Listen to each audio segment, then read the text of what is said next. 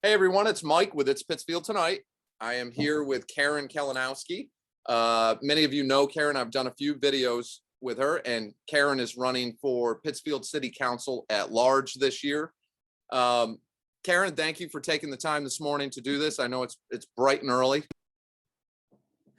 Thanks for having me, Mike. And yes, it is early. Yes. I know you've been really busy, and I've been seeing a lot of your signs out there. You've had a chance, obviously, to get out, and you've been doing some door knocking and communicating, I know, on social media. How do you feel where you're at right now? We're coming down to the last few weeks of this. Well, I think I'm doing pretty well when I'm talking to the people, going from neighborhood to neighborhood.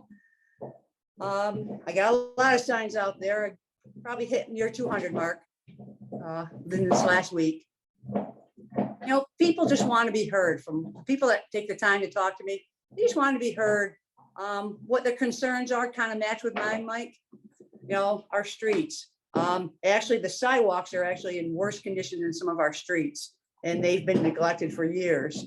That's been a big point in all areas of our city that I've been at. A lot of concerns with our sidewalks, with kids having to walk to school. Like Dawes Ave, that's been a big concern with kids walking. Parts of Elm Street. You know, people have actually watched kids fall as they're running along heading to school. Wow. And yeah, and it's been a big concern. So has there been like a lot more you're learning, you know, because running at large it's a lot different than running for a ward. So you're covering the whole city. Has there been a lot more that you've learned just getting out there and covering the neighborhoods? Yes, I mean, there's different areas. Like we did go to Shacktown, and you know, they talked to us about the tower. That I think is a legitimate concern, and you know, it looks like they're progressing in a positive way right now. Hopefully they will take it down and move it to a different location where it's not in the neighborhood. Then I've gone to on Elm Street, where they did some work recently. The culverts have been overflowing and flooding people's houses. You know, that's a concern. Some people believe it's because the culvert's clogged. The city needs to get in there and clean it out. I'm not quite sure what it is. I will have to talk to somebody from the city, because somebody else brought up, you know, the water, because we've had so much, you know, can only go out so far, and then it's going to come back because our rivers are full. I mean, our rivers have been, you know, over full too in the areas where they're low, and that's been flooding people's yards. So, you know, different areas have different concerns, other than like the sidewalks and streets. Them are concerned every area. The traffic pattern still in Coatesville, which I know they've been working on with the construction.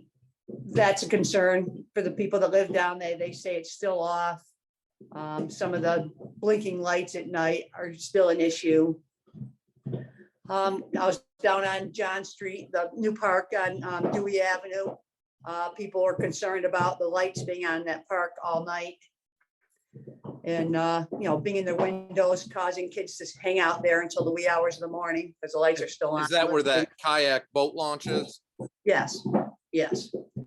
And then, you know, up to King Street, where they've been waiting for their water line to be repaired for years so that they can, you know, get their street repaired. I mean, every area has some similar problems, but has somewhat different issues too. I'm finding out by, you know, going out in different sections of town. Is there any a big, you know, because that's a lot, and I know there's a lot of different issues depending on what neighborhood you're in. Is there any big overall issues that seem to be sticking out also? North Street. The people want North Street back to where it was. I mean, they tried this, and I know I'm going against certain people in the city. It's not working. Our North Street is way too big for this concept that they want. We were a 4 to 5 lane roadway, and you want to bring it down to 2 lanes, and with the bike lane and, you know, the buffer lane and the bus lane and the turn lane. I mean, it's still a mess. You go up there, I've gone up there, and people are still driving down the bike lane in the buffer lane. People are still driving. Yes, no one's been hurt so far, because that was something I was told by one of our city officials is, well, the number of accidents have gone down on North Street. Well, yeah, because less people are traveling on North Street. And I think people are traveling slower because people don't know what they're doing. People don't know what lane to be in. People don't know if they're going to take a left-hand turn. You know, can they be in that right lane to take that turn, or can, you know, it's to me, it's an accident waiting to happen. As it's my background in law enforcement, it's a mess. And Yeah, something and bad. I know going into winter, and this winter, they're predicting a pretty big winter here. A lot of snow is what I've seen. You know, anything could happen. But I'm curious myself how that will play out on North Street with the traffic patterns. You know, once there's snow and ice on that road, and now you're not seeing the lanes clearly, maybe. How is that going to play out? And you don't really have the bicycle traffic at all in the middle of winter. I don't know. I think it's going to be more confusing then. I'm curious if they take those Flexipoles out that are there, and the whole thing seems odd to me. But yeah, it'll be interesting to see how that plays out once the weather patterns change. You know, and then the majority of people, I only met one person and all my going around that said that it was okay. They didn't say they loved it. They just said it's okay. Everybody else wants it switched back. And I don't see the resistance, why the resistance from the city is, we're going to keep it this way, when your population is telling you we don't want this. I mean, I understood why what they were trying to do. It's not the street for it. And unfortunately, we don't have the stores up on North Street at this time to supplement what they're looking for to do it down there. I mean, you kind of have to have all those businesses in place, you know, if you're going to attract people down there. I mean, when we walk North Street, I mean, there's whole half blocks that are empty. There's nothing in the stores. There's no stores for half a block. Right.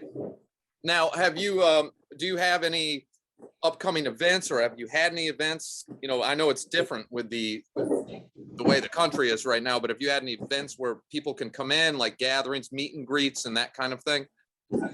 We were at the senior center about a week ago. We're trying to set some up for the other elderly housing. We're waiting for a phone call back. We have a debate next week at the Berkshire Anthony M. the library on Tuesday at 7 o'clock. We are planning some standouts, but that's about it right now. I mean, the election is just under 3 weeks away. Yeah, we're going into the home stretch. So, you know, yeah, as that being said, I mean, what's the best way then for anyone who has any questions for you or is interested in your campaign, how can they reach out to you? They can reach out to my Facebook page, Karen Kalinowsky, City Council at Large, or my website, Karen for Pittsfield, or you can reach me by my cell phone, 413-329-0397. Any of those ways, you know, I'm available. Okay. And in closing then, what would you say to the residents of Pittsfield on why they should vote for you this election? Well, one, I'm an independent voice. I am not a politician. I want to just change. It just seems like, you know, our administration, we need to gear toward helping the people that live here. We need to better our infrastructure. We need to better our roads. We need to better our sidewalks. We need to work on our schools. So to make the city better, I just, you know, I grew up here. I lived here my entire life. I love the city.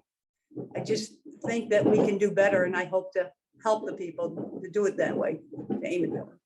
Okay. Well, Karen, I definitely appreciate you taking the time. And I know we've done a few videos in the past, and I know Karen is a former school resource officer, and that's something I'm very passionate about. So if you haven't seen the video I did with Karen on that, it's on the page. We did a great interview covering that whole topic. But Karen, thank you so much again for taking the time to do this morning.